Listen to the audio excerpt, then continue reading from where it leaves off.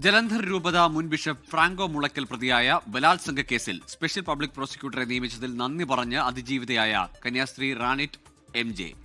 അഭിഭാഷകനായ BG ഹരീന്ദ്രനാഥിനെ special public പ്രോസിക്യൂട്ടറായി നിയമിക്കണമെന്ന കന്യാസ്ത്രീയുടെ ആവശ്യം ഇന്നലെയാണ് സർക്കാർ അംഗീകരിച്ചത്. കന്യാസ്ത്രീക്ക് നീതി ഉറപ്പാക്കുകയാണ് ലക്ഷ്യമെന്ന് അഡ്വക്കേറ്റ് BG ഹരീന്ദ്രനാഥ് പ്രതികരിച്ചു.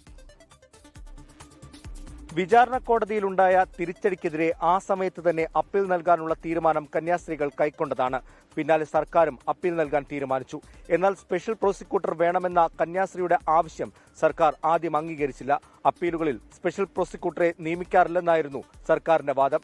എന്നാൽ അതിജീവിതയായ കന്യാസ്ത്രീ മുഖ്യമന്ത്രിയെ നേരിട്ട് കണ്ട് പരാതി നൽകിയ പശ്ചാത്തലത്തിലാണ് സ്പെഷ്യൽ പ്രോസിക്യൂട്ടറെ നിയമിക്കാൻ ഇപ്പോൾ തീരുമാനിച്ചത്.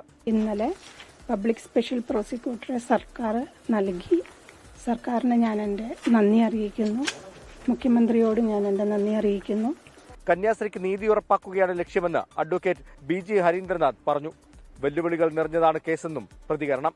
വലിയ ചലഞ്ചാണ്, വലിയ കേസാണ്. 36 സാക്ഷികളെ വിസ്തരിച്ചു. ഒരു ചെറിയ കാലയളവിൽ നടന്നതാണ്. ഒരു അതിജീവിതയോട് ചെയ്ത അത്യാചാരങ്ങളെ കുറിച്ചാണ് കേസ്.